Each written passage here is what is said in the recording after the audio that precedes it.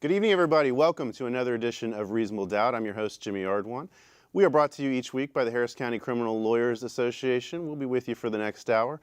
We have the Democratic candidate for Harris County District Attorney, Kim Ogg, with us for the next hour. So we appreciate Kim joining us. We're going to go through a lot of different topics about the election, a lot of criminal justice topics that have been in the news, and some that you might not have seen in the news, ladies and gentlemen. And as always, we will be taking your phone calls starting around 8:30. We also have Twitter up at HCCLA_TV, so you can send us your tweets, your questions and comments right here live on the air, and we'll get them for Kim Ogg. As always, the man across the table from me, Julio Vela. He is my co-host, my co-captain. How are you, Julio? Good. Blessed, not stressed, Jimmy. Blessed, not stressed. We've had a good run here now that we've come back from our little respite. We had a great show last week. We got another great show this week, and we got to keep it going now. So, you been up to anything fun? Well, besides defending justice, taking down the government, walking into the courtroom like we own it, just the same old use. Same old good stuff. I'm telling you, I'm very excited about the show today. I know. Very excited. I am too. And let's get right to it. Let's welcome Kim Ogg to the program. Kim, we thank you for joining us tonight. It's my pleasure. Appreciate you taking the time to join us on our little program and our little niche of the TV world. First off, before we get into all of the issues, I want to know why you decided to run for district attorney. Well, I've been a lawyer for 30 years. I've been primarily practicing in the field of criminal law, although I worked for one of our mayors, Bob Lanier, and I ran a nonprofit, Crime Stoppers. But I love the practice of law. And the chief criminal prosecutor in the city could, if this job were handled right, make people safer. I think we could improve race relations. I think we could improve the practice of law and people's trust in the justice system. And I want to be part of that. I want to lead the effort from the prosecution side to both make streets safer and restore people's sense of fairness, what they think is right, that's happening down in our courts. And right now, people think the system's broken. And they all agree, different walks of life, different races, different ages. The people who call my office or come up to me after a talk, since I've been running really the last 3 years, they're dissatisfied, to say the least. They think it's rigged or unfair. They think there's a double standard.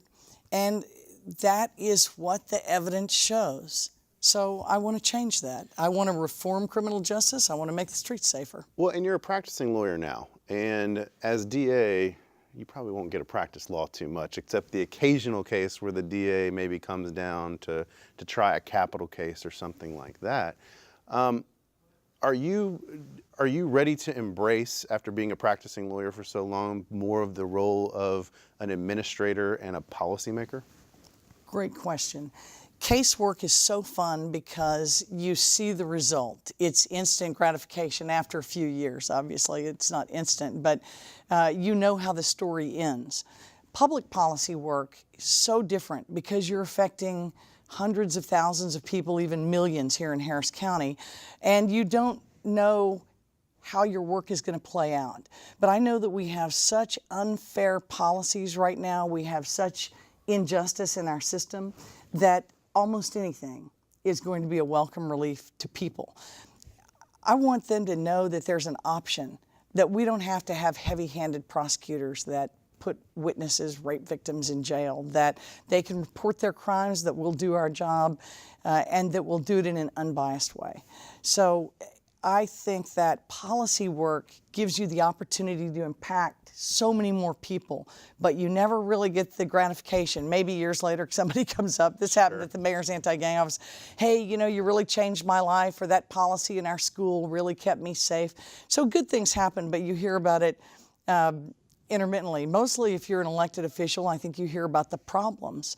And I'm excited about tackling criminal justice problems. We've seen no leadership. We've had such a void in this area, and we've got a very strong law enforcement set of unions. We've got crime victims. We've got lawyers, but the average person doesn't really know what the DA does, doesn't understand our court system, and boy, they're in for a rude awakening when they're victimized or when they get arrested or when it happens to their family member. How do you come We've in? got a lot to fix. Yeah, we do. We do. We knew Miss Anderson came in and really took the reins of the district attorney's office. If you are elected, do you think you can come into one of the larger district attorney's offices in the country and really grab a hold of the reins and take control of that office? And what are some of your ideas on how you expect to achieve that? Well, taking control is really not the way I like to lead. I enjoy a team approach. I want us to have clear values. I want the lawyers to be accepting of those values and have a mindset that's in line with them. And I think we'll use transition teams to see how the employees feel that are there now. And we'll look for people who are going to adopt the same or have the same set of values. It's clear we need some middle management, experienced lawyers in there. So I think we're going to be looking specifically for that. But how do you change the culture of prosecution? Right, I think that's what it comes down to. You do it through a successful prosecution. We're going to have to establish clear rules, train them on those rules, and give them discretion. We need to let lawyers be lawyers. This is, in effect, the DA's office of Harris County is the third largest public law firm in the country, in effect, handling just criminal law, and yet no case management system. The same timesheets we had when I started in 1987, only they've been computerized. So much in the world has changed, and so little of the processes at the Harris County DA's offices have changed. And so they're behind the times.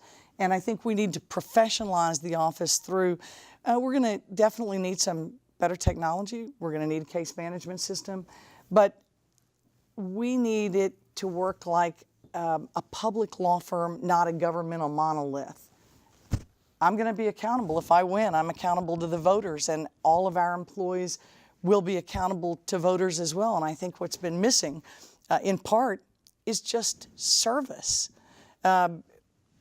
Victims, witnesses, and the accused. Prosecutor has duties to all of these people.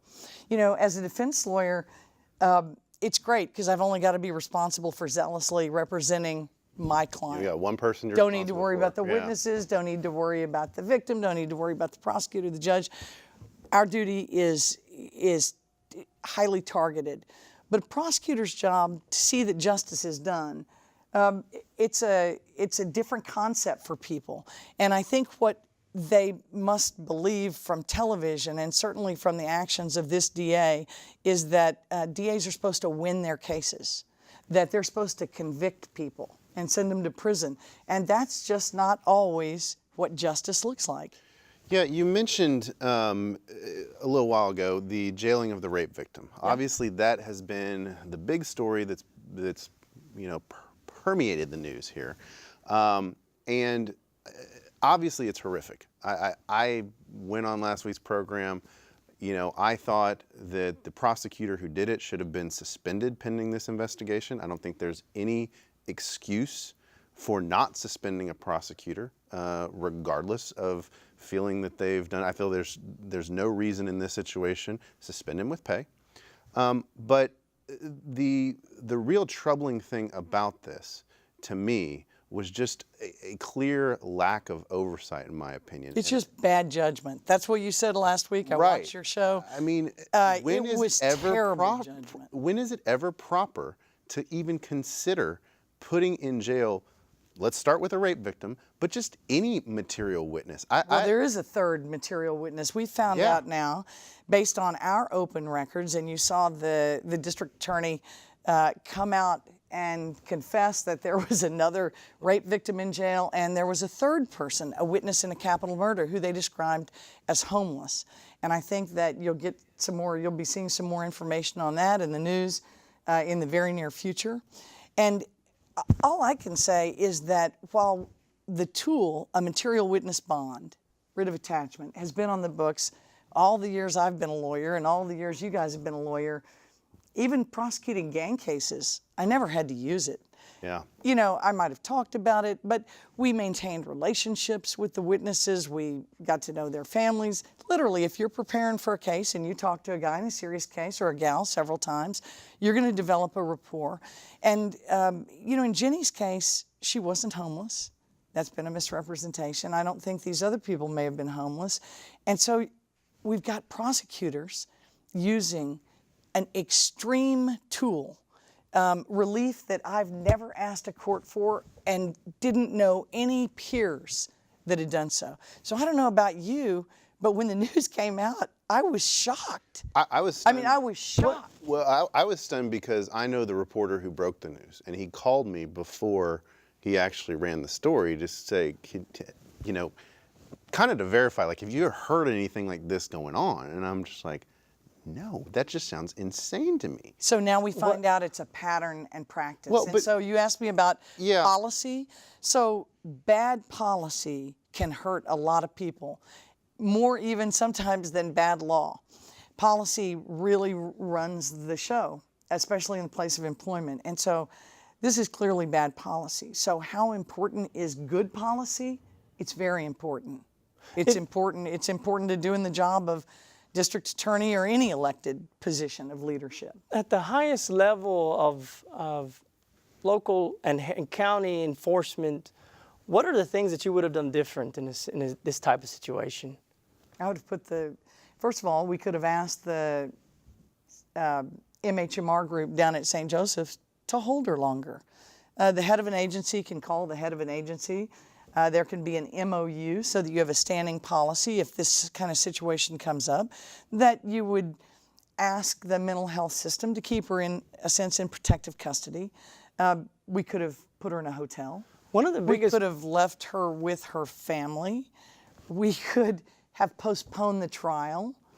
Rape has no statute of limitations. We could have tried the other victim's case. We could have relied on scientific evidence. We could have done many other things to make the community safe and not destroyed a young woman in the process. I just, you know, lawyers like doctors do no harm first. Yeah, and I agree with that. I'm going to take up for Devin a little bit because I do believe her when she says that she never wants to see anybody go through something like this, and this was never part of what, in her mind, you know, how you treat a victim. I do believe her on that. The thing is, and I want to know how this could be corrected in your office or how you would suggest correcting it, because I view the problem as something that never got to her desk until it was too late. Well, that's an assumption, and I think until she gives her deposition, I agree. But in that civil rights case, we're not going to know. But she got on television and said key personnel made the decision. that's They can't dismiss Exactly. a DWI without permission. They can't dismiss a criminal trespass. I've had those cases. Couldn't dismiss it without running the dismissal up the chain. My client had come back to court several times. I mean, we know how little discretion. So you know the chain of command, Yes. Jimmy. So it went to, this is the number two prosecutor. It went to the chief. Right. It went to the division chief. It went to the trial bureau chief. Now, some of the folks in these prominent and important administrative positions, Goodhart, others, you know, their name, this isn't the first time it's come up. We've seen them in other prosecutorial misconduct cases. We've seen judgment that is not just questionable, but unethical. And so how far did it go? When did she know? She hasn't told us. she hasn't. She hasn't told us. So, you know, until the evidence is in, I think it's an unknown. But there are at least 3 of these cases. I find it very disturbing. I would not allow such relief to be asked from a court without some kind of approval. But let me say, I want our lawyers to have discretion. I want assistant DAs to be real lawyers, be able to, if they take a case, they ought to be able to plead a case. If they're going to try it, they ought to be able to plead it or dismiss it. I don't want lawyers having to do the wrong thing because they think they're going to lose their job. Do you view that That's not the practice of law. And you had talked about, I think one of your plans, and I know we've got a lot of things to get to tonight that I want to get to with you, but I know that one of your plans, since we kind of brought this up about the discretion, is you want to reorganize the office into more divisions. And I think the goal of that is to have prosecutors stay with cases longer, where you're not having this constant turnover of prosecutors. The goal is effectiveness in prosecution, making good cases that where we know we have the right defendant and sufficient evidence that's admissible, and that we are doing justice by prosecuting that person. And I want not just the effectiveness increased, I want the efficiency increased. So vertical prosecution can be more efficient than horizontal prosecution. Horizontal prosecution, y'all know, is what we have now. It comes into intake, it moves down the assembly line, it goes to the court. They may send it to a special division but not the first setting, it's several settings. And each setting, of course, our clients are coming to court, they're missing jobs, they're paying us. We're racking up expenses, not just for the accused, but the court personnel and the prosecution. With vertical prosecution, we would specialize the office into more divisions, a gang division, a sex crimes division, and they would be robust: animal welfare, environmental prosecution, or environmental crime, a much larger white-collar division. These would be areas of practice specialty where we would let lawyers, we might hire them in directly to that division, or if they promoted to it, they would be able to stay and develop that particular expertise. And that's important, I found, when prosecuting gang crimes. When they went to random courts, there wasn't the same investment. The prosecutor didn't know the players, maybe didn't know the impact that gang had on the community. White-collar crime, you know, you're dealing with businesses where one embezzler could put 20 people out of work at a small business. And so I just find that when they rotate the prosecutors, and certain assignments, of course, are not real pathways for promotion. For example, white collar. I've never seen that used in 30 years as a real path to promotion, and those are important cases. I've never really seen it used a whole lot in the office. I mean, Do you Right. think? I've handled a few this year, but it's a absolutely very, right. It's a very limited office.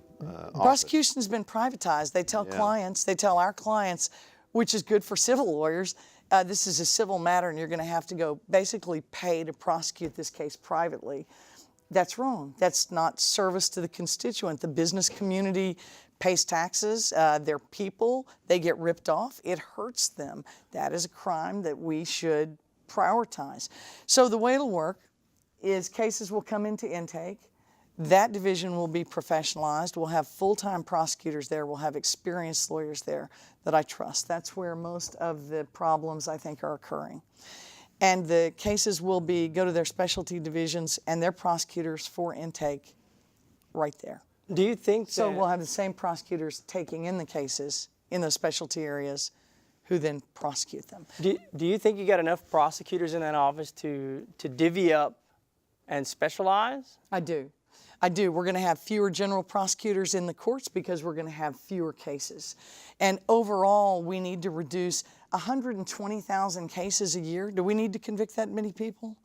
When almost half of them are, tiny amounts of crack or marijuana. 12,000 marijuana cases a year on average. Do we need to do that? I don't think we do. Well, I want to keep those folks in. I want to keep them working. So a lot of people want to know, are you going to prosecute trace cases? This administration, the Likas administration did not prosecute them. Devin Anderson's administration has picked it back, well, starting with Mike Anderson's. Right. And she's continued it. They've picked back up trace cases and said, that's the law, we're going to follow it, we're going to prosecute them. What's your position on trace cases? My position is if there's enough evidence for the prosecution, the defense, and the prosecution to test, then we'll prosecute. If there's not enough to test, and if we don't know if there's enough to test, then we should agree to a bond, a pretrial bond, until the testing is complete, unless the person, there's some extenuating circumstances that show that person would really be a threat to the community. But trace cases need to be handled, I think that will knock out a large number of the trace cases. I don't think there's sufficient quantity of drugs in most of those cases to allow the defense adequate testing. And so you got a due process violation. This is not, I was called dangerous when I ran last time on this same platform, dangerous. Well, this is really common sense. The public who sits on these juries, you guys know, they think it's absurd that we're spending their tax dollars to prosecute somebody for an empty crack pipe. And I agree with them. So it's a bit of a mixed bag with me. The answer is no if we can't test it. If we don't know, we'll agree to a bond, except in extenuating circumstances. And if it comes back positive, I think we can do a lot of pretrial diversion. I don't think it should be limited just to first-time offenders. On the We could do community service as well. what are your thoughts on, speaking of low-level drug crimes, what are your thoughts on cite and release kind of deal, or a citation or a summons to come to court? Is that something that's even in the ballpark or universe of the Kim Ogg administration? Yes. So Austin PD has been doing it successfully with Travis County District Attorney's Office for, I think, 8 years now. Cite and release, which is really summons, just giving somebody a summons. Just like a traffic ticket. Right. We just skip jail and we save millions. And we do this in Class A and B cases. Maybe not all. Maybe we don't do it in domestic violence. Maybe we don't do it in theft cases. But trespass, criminal mischief, we're not going to prosecute misdemeanor marijuana. That's probably the position that I've taken that is the most progressive, and that's even been done in Brooklyn. So I think we can save millions on the jail, and right now our jail kills people. We have a jail that has become notorious for neglect and abuse and losing human beings. And the fact that you would consider putting a material witness and a rape victim in there is it's stunning to me. How do you? With that. I won't do that. Yeah. And it was easy to offer the public the option and say, you have a candidate who will never jail a crime victim to secure a conviction. Crime victims are defined in the law, by the way. They are basically the victims of kidnap, robbery, rape, murder. So crime victim is much more narrowly defined in our law than you hear it used at the courthouse. And so when I hear Devin say she's a champion of crime victims, that's been my topic area for 30 years. Largely in part, I think, because my mom was a kidnap victim when I was a child, and that had some effect on our family, a lot of effect. She didn't talk about it publicly, but she certainly carried the scars from it. And so our background experience shapes us. I'm empathetic to people who are brave enough to come forward. I was not a crime victim, thank goodness, but the men and women who are victims of sexual assault really need a system that they can trust and believe in. It's an important crime, and I've represented young men and a woman charged with sexual assault. They deserve good representation.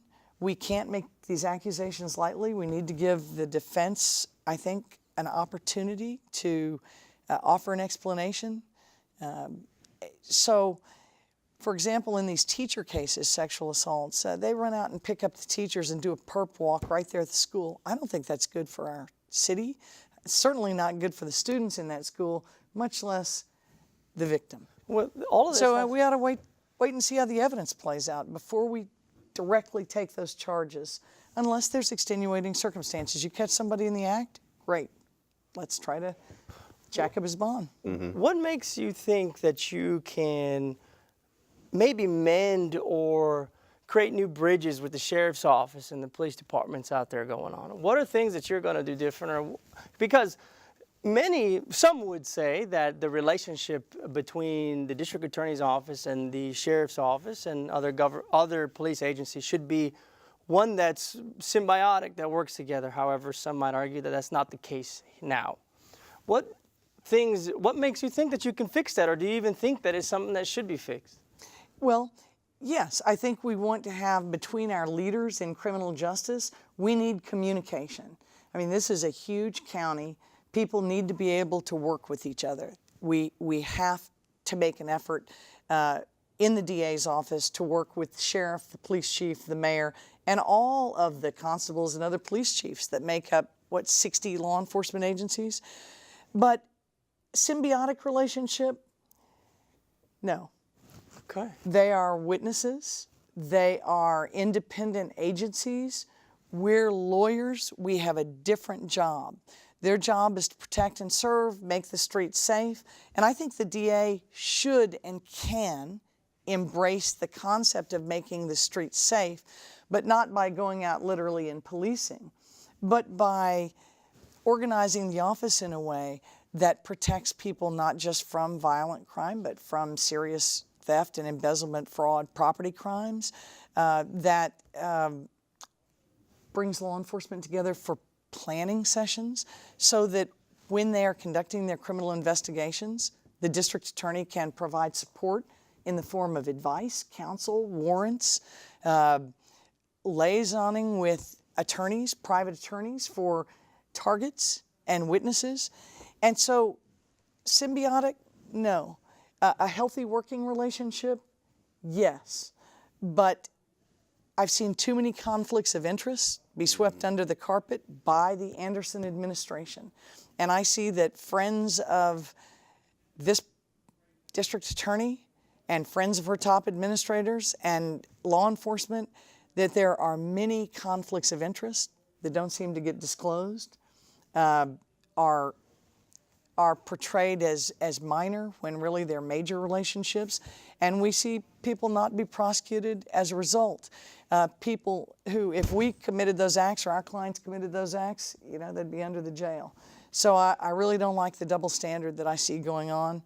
I think that conflict of interest is something, especially as more prosecutors and police have created families. They date, they're married. We've got judges who are married to each other. We've got prosecutors married to judges and police officers. So with these relationships, and here we are in close quarters with the accused, with the victims, with the defense bar, we need to be disclosing those conflicts of interest. At a private law firm, it's the first thing we do. Exactly. We run around a conflict of interest sheet, see if everybody's cool, and if they're not, then we have an ethical obligation not to take that case. So our DAs need to run a quick conflict check. We need a policy on that. You know, Shell, Exxon, companies have these policies, they're routine. So our government, this Harris County government is just way behind the times, not just when it comes to employment rights and duties, but just the simple administration of a modern law firm is not getting done. Well, you talked about a little bit earlier about how you would use diversion tactics to allow not just first-time offenders, but second, I don't know, maybe third, in drug cases. Yes. And so it's a two-part question. One, what are your personal feelings about prosecuting people who just prosecuting users, period? And two, based on your feeling of that, would you feel comfortable making some sort of legislative recommendation to the state, to state legislators on changing those laws? So that was like 3 questions, Jimmy. Sorry. That was so compound. I know. That And was it would so draw an compound. objection and probably be sustained. So, as you know, small-time drug cases make up, about 40% of the daily court docket. I think our prosecutors in Harris County should have the discretion to use pretrial diversion when they think it's appropriate in individual cases, which means wide open discretion. Now, does that mean, you give it to your friends but not your enemies? No. I want our prosecutors to be treating people equally, declaring any conflicts they might have, letting another prosecutor handle it when they've got a conflict. And that conflict may be I'm too close to you. Or that conflict could be you've filed a grievance against me and I just probably can't be fair to you. So I think that conflict issue is really important, even in drug cases, because we have so many of them. Now, how would we handle pretrial diversion? There's so many ways. I really like public-private partnerships. When I was running the Mayor's Anti-Gang Task Force, we identified every social service agency in the city that did prevention or intervention with gang members. And we weeded out pretty quick the ones who were just looking for money and would say they handled gang members and then call me up, this guy's dangerous. Well, yeah, that's why we sent him to you. So identifying your resources, which evidently they don't even know who the mental health providers are in the city, or had no relationship to pick up the phone and call, in Jenny's case, to keep her a few extra days in a psychiatric facility. She was doing well. So I think we identify those service providers and we work partnerships with them, and we can assign people either as a condition of probation or pretrial diversion or deferred adjudication into some community service programs, things where they can really come out and rebuild our community. And I don't know why we can't do it in more cases. It is true we don't want to overburden probation so that they have unmanageable caseloads, unless I'm going to go advocate for more money. Okay, but why do you need to have them supervised for probation if they're on diversion? You don't. You do not. You So, do not. I mean, why can't you go to probation? I mean, isn't it really a function of the DA's office? You're entering a contract. There's no requirement that it stay on the court's docket for a year.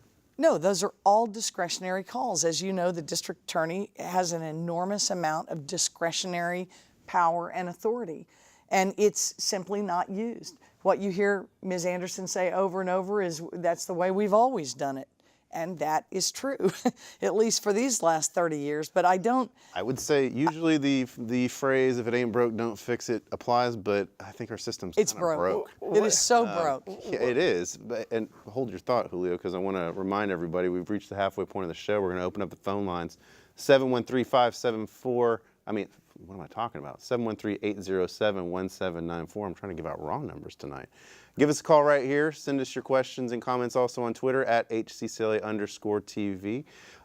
We got a little question coming in from a viewer. So hold your question, Julio, because I want to get to this viewer's question. And it talks about, since we've been talking about the rape case that's been going around, it has to do with the legislation that Devin has been proposing to help rape victims. What are your thoughts on that? I think that she needs to, if she's going to seek legislation, it needs to say something like, help keep Devin Anderson from abusing crime victims by using a draconian measure that no other prosecutors need around the state or the country. So I don't think we need legislation. That seemed like a red herring. She's had a lot of press conferences in the last few days, and she has revealed in those press conferences not just her judgment, but I think a real lack of common sense in just how to prosecute and administrate a large office handling sensitive matters. What did you think about her response? I thought it was angry and unfortunate for the victim. If their family saw that, it compounded the insult and injury. I think it was very unempathetic, and I think it is disingenuous to say you're against the jailing of rape victims and do that. And we find that it is a practice. There are 3 people at least in jail, 2 for rape, who are the victims, and 1 who's simply a witness to a capital murder. This is wrong. And they moved to get them out. The minute they found them, the DA moved to get them out. So it just smacks of very heavy-handed type of authority, and some of the folks in Ms. Anderson's administration are responsible. I want to know who. You said put them on leave. I want to know who they are. Yeah, I think we have a copy of this video. Do we have that ready to go? Is this the video? The Channel 2 news story and reviewing the lawsuit that was filed, I feel compelled to respond, despite the objections from my general counsel. Rarely, if ever, does this office comment on a matter that is in litigation. However, in this instance, this issue is much too important for me to remain silent. This report is disturbing, but there is more to the story that you were not told. First of all, I want everyone to know that this office will always put victims first, and seeking justice for crime victims is what this office is all about. This situation compelled key personnel in the Harris County criminal justice system to answer an extraordinarily difficult question. How were we to ensure that a homeless, mentally ill victim of an aggravated sexual assault would return to testify at the trial of her rapist when that victim was going through a life-threatening mental health crisis and had expressed her intention not to testify? If nothing was done to prevent the victim from leaving Harris County in the middle of trial, a serial rapist would have gone free, and her life would have been at risk while homeless on the street. At the prosecutor's request, the victim was initially placed in a private psychiatric facility. Unfortunately, she was not allowed to remain there for more than 10 days and was discharged. The assistant district attorney presented a witness bond, and the trial judge, after careful consideration and personal observation of the victim while on the witness stand, granted the request. When the trial resumed in January, the victim was available to testify and did so, resulting in the conviction of the serial rapist and 2 life sentences without parole. This office has a long history of supporting victims of crime. To claim otherwise is outrageous. Texas law specifically authorizes either side to ask the court for a writ of attachment to ensure a witness's appearance at trial. We rarely do this, but when a case calls for it to be done, we are willing to make that hard decision. Our trial prosecutor was assisted by an investigator, 2 victim assistance coordinators, and a mental health specialist in working with this victim. I have carefully reviewed the case and fully support our prosecutor's actions. It bears repeating. This was an extraordinarily difficult and unusual situation. There were no apparent alternatives that would ensure both the victim's safety and her appearance at trial. There's a disconnect between what's going on in her office and what's really happening out here. I've thought that there's been a disconnect between the Harris County DA's office and the real life of people who are in our criminal justice system for some time now. I can't say when it started. I know that when I practiced there, I went to the same classes that the prosecutors who are running it now went to, and I came away with a very different sense of justice. And so I see a huge disconnect when they deal with our clients who are working, who are professional, and I get prosecutors who have no understanding that a conviction will put somebody out of work for X number of years, and they'll come back and say, well, that's our policy. And I often ask them, well, why do you have that policy? Why won't you offer, for example, deferred to a nurse? And most of the employees at the Harris County DA's office do not seem to know the answer to the straight up policy question, why? And the answer seems to be often, too often, well, I would lose my job if I go ask for something else, or, well, because that's what the chief or the division chief said. No advocacy on their part. And I have to believe that these are young, good lawyers who are being mistrained. I really think there's a lot of nice, qualified people, but they're not being given a clear directive, set of values. They're not being shown that by experienced leadership who's acting out good common sense judgment and lawyering. And they seem to be afraid of making decisions that will be criticized by others, afraid to the point that they'd rather not make the decision. Well, the response now isn't, let me run it up the chain. That's usually the second or third response. The first response now, a lot of times, is becoming, yeah, you know, I don't think this is a good case. I think it should be dismissed, but I have to ask first. Now, ethically, you would think that that lawyer who's handling the case, prosecution or not, has a duty That's right. to ethically follow their own decisions as being a lawyer on this case for this person. And what we're seeing is that lawyer may be skirting their ethical duties as being a licensed attorney in the state of Texas for something I else. want our lawyers to sign their name in a legible form on a nollie. I want a nollie to say not just see state's file. They have been trained to do things that make expunction more difficult for ordinary people. When the government has a case that they dismiss, I personally believe that we should pay for the expunction. It's not impossible to do. There's a process for it, and the DA can do it, and I'm going to start with misdemeanors. I think that we need to get off the backs of our citizens. They want to be protected.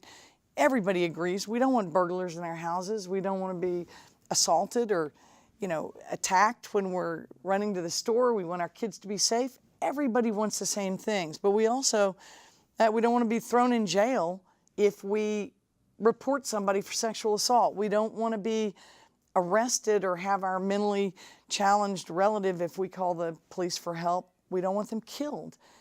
We want a reasonable response as people from our justice system, and that's what's lacking. So when you say, is there a disconnect? Yes.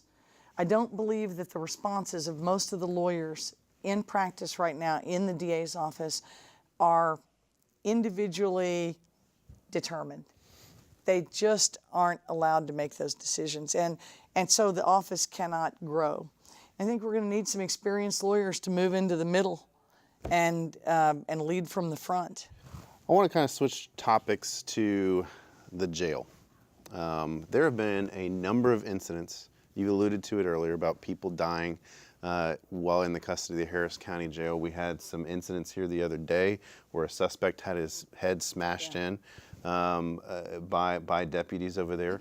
We had the guy we talked about a few months ago who was stealing a guitar or something like that, and he dies in the Harris County Jail. So this is a repeating problem over and over again. You go in on a misdemeanor. The guy over there, this last incident that was reported on Channel 13, he went in for a DWI. I mean, these people are dying on misdemeanor cases. Yeah, they're getting the death penalty simply because they've been arrested. It's so wrong. Yeah, and it's going to cost taxpayers zillions before it's over. Well, and you talked about the methods of getting in there and getting people bonds or in lower bonds or pretrial bonds, pretrial release bonds. I wonder, and you know about the lawsuit that's going on that's declared the bail bond schedule illegal. Unconstitutional, I think, is the claim. And, and I agree with them. I think it is unconstitutional. So what power can changing the bond schedule or having prosecutors go in and advocate for personal recognizance bonds, can that help eliminate issues like people getting their heads smashed in on a misdemeanor DWI case? Of course. Everybody that we divert around that jail is one less person that may slip and fall or get punched in the face or get forgotten in a cell. And I think that decreases our risk of injuring citizens. Government's not supposed to injure citizens. We're supposed to make them safe. So, yes, I think that can help. And I think that prosecutors, there's been a longstanding policy, this is true, all of my career, where prosecutors seem to believe there's policy that they can't agree to pretrial bonds. They should be able to agree based on the tool that's used by pretrial services, that if the person's low risk, that they don't object to a pretrial bond. Now, of course, there's no defense counsel there at a critical stage of representation. So nobody asked for it, and the accused certainly doesn't know. And so I'm for funding from Commissioner's Court to have a defense lawyer there at that critical stage. Taxpayers want to know that the people that are arrested and prosecuted and convicted are the right people, that their rights were not violated, and that they got just treatment and a just sentence. And I think they will then support when we ask them to send somebody to the penitentiary who's hurt a bunch of people out in our community or hurt somebody, they'll do it. They'll trust that that's fair. But if we're allowing them to die and minimizing, I see our leadership minimizing human life. Yeah. I think it's terrible. And so we want to, and Hickman does not have control of the jail. It's pretty clear. So Ed Gonzalez is on the ticket. He offers an alternative to the public. I encourage people to take a look at Ed's plan. It's sound. It's an option. He's compassionate and more interested in safety, not just out on our streets, but in the jail. So, I'm for Gonzalez. We got a phone call I want to take right now. Let's drop it in here. Hello, welcome to Reasonable Doubt. Oh, thank you for having me on the show. Absolutely. The question I had is the Harris County Jail, as you were just talking about, has been overcrowded for quite some time. Recently, like in the last 2 years, it was low enough and low capacity, but now again they've started shipping people out. So what other policies can the DA do to ensure that the Harris County Jail is not overcrowded? Great question. Kim? We can pay attention to the population, and we can control it at intake. We can also control it through pleas and processing people out. The district attorney has control of the front door of the jail and the back door of the jail. Most people think that's the sheriff or the chief of police. It's not, it's the DA. So how we behave in terms of opposing bonds or agreeing to bonds matters. We've got to control that population. We've got to control the total caseload by simply deprioritizing certain things that the public doesn't, that doesn't increase the danger out on the street. Marijuana is a good example. We can divert 12,000 people a year out of jail. We agree to more pretrial bonds, especially on these tiny dope cases. We encourage the police not to work so many tiny dope cases, but to work more burglaries for us instead, and we offer them the support to do that. People are happier. Our burglary prosecution rate goes from abysmal to respectable. People start having trust. They don't, you know, those are cases where you don't hear a lot about discrimination because nobody really cares what race a burglar is. True. How do you? Or what gender a rapist is. Where you see the disparate treatment of minorities is primarily in drug cases. And that's part of why I want to end the prosecution of misdemeanor marijuana. We got to stop ruining the future of our kids. We got to keep people in the labor pool. We got to keep people working. That'll make a better economy. It'll be better quality of life, and it will improve race relations. How do you, in the event that you are elected to office, how do you see yourself interacting with the defense bar? For example, we've had histories where the relationship between the defense bar is very antagonistic. We've had others where there's been olive branches extended. How do you see yourself interacting with the defense bar if you're elected? I think that we will have a professional and collegial relationship. Our job as prosecutors is very different than your job as a criminal defense lawyer. I think that this us and them attitude must end. I think that criminal defense bar are professionals who deserve courtesy, effectiveness, efficiency. So we don't need to purposely make you work up a case, make your client spend the money when we know we're going to dismiss it the week before.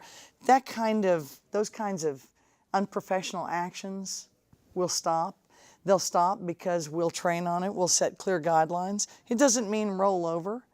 It means go out and, you know, fight for justice. But it's a different job than you. And now, with the Michael Morton Act, it's our job to make sure you have everything we have and that you have what you need to adequately defend your client.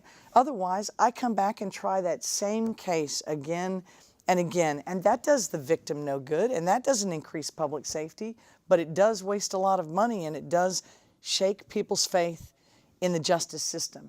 So we're going to treat you like professional colleagues. Speaking of shaking people's faith in the justice system, we got about 10 minutes left, and I want to be sure we get this in because this continues to be a problem. It is next to the jail. It's probably the biggest eyesore for the county, and that is the continuing problems with our crime lab. It is abysmal. It is an embarrassment that we keep having these problems come over and over and over again. And I want to know, will you demand a truly independent crime lab for Harris County?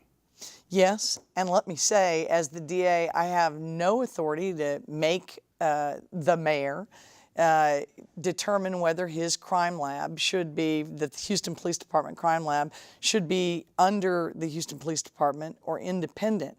I can't control Commissioner's Court, but as the lead criminal justice official, the job that I seek and that I'm interviewing for now, I'll tell you there's no more important evidence than scientific evidence. Our credibility as a justice system in large part rides on how we handle that scientific evidence.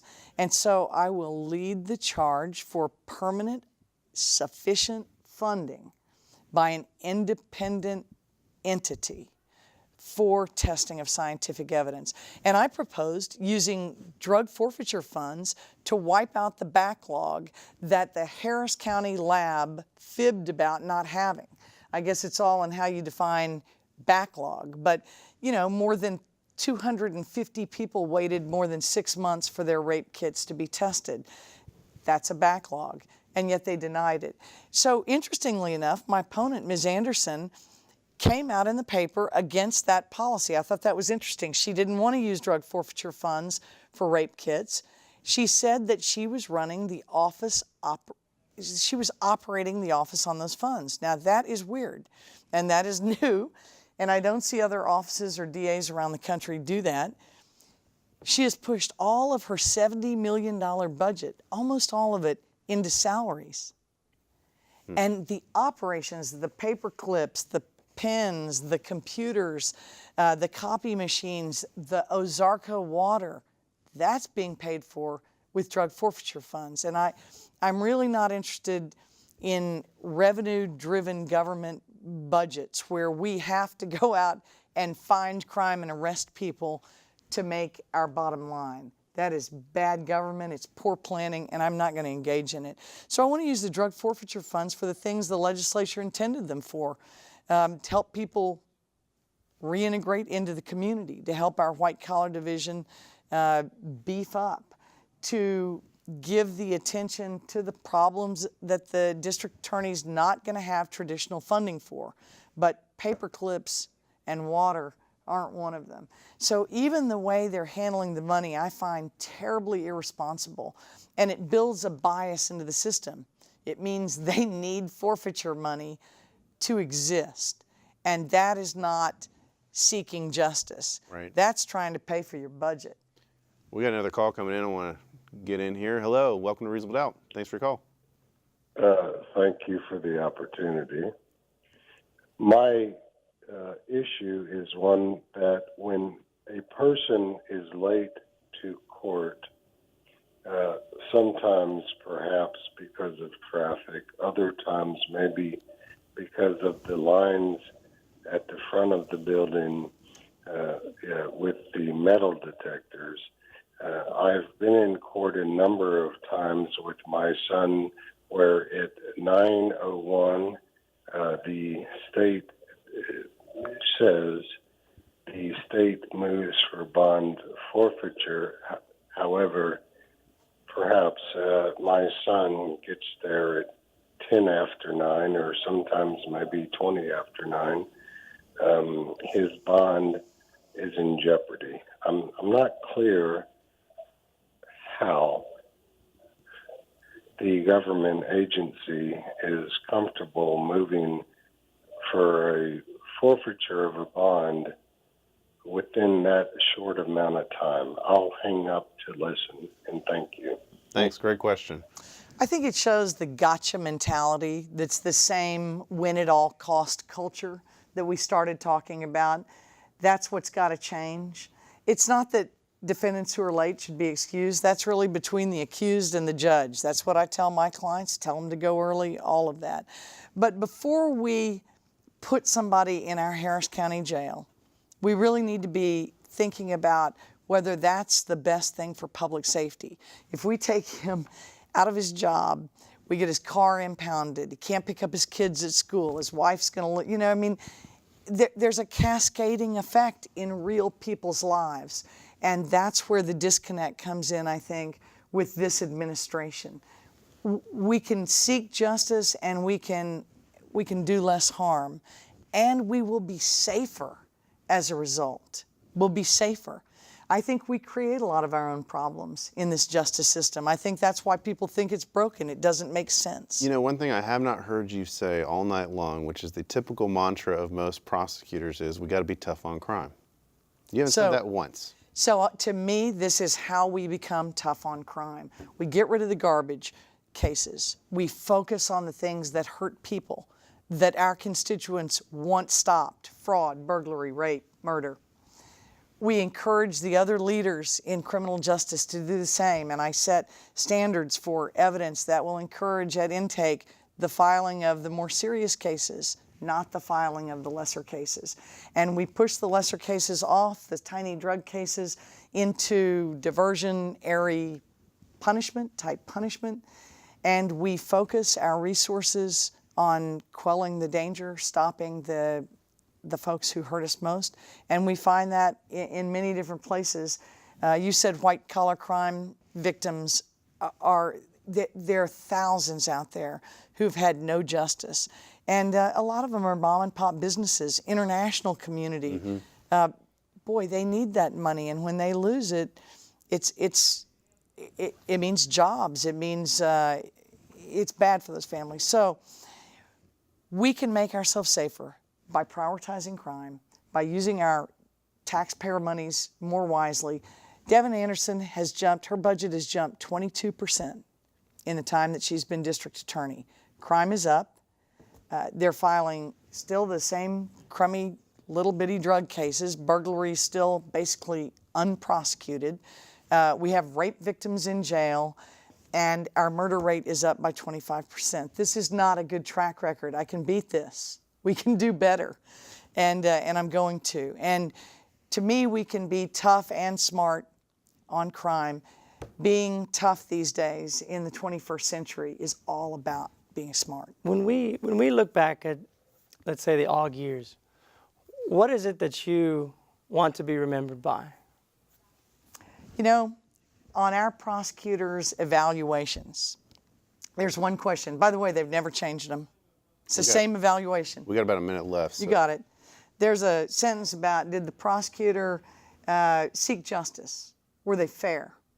I want to be remembered for seeking real justice, for really being fair and even-handed, and for implementing good policies that actually make the public safer. I am here to interview for the job with the public and with my colleagues in the defense bar. I'm honored that you had me, and I really appreciate the time you gave me to lay out my vision of what our justice system can look like. Absolutely. We appreciate you being on. We appreciate any candidate that wants to come on our show. I know we've invited several. Some have declined, some have accepted, so we may see some more on the show, but we always like to have candidates on here, right, Julio? Yes, that's great. It's great show. I'm very excited. Very good show. Hey, Yeah. when we really start to think about what it can look like and how well it could work, I mean, it would make the practice of law a lot funner down at the state courthouse, down at the Harris County. What are you doing at the courthouse? You know. Exactly. That's all the time we have. That's all the time we have now, ladies and gentlemen. But we're going to see you next week. And like I said, we extend an invite to all the candidates, including Devin Anderson, to come on our show anytime you want. Give us a call. Hit us up at HCCLA_TV. We'll see you next week. For Julio Vela, I'm Jimmy Ardwan. Good night, everybody.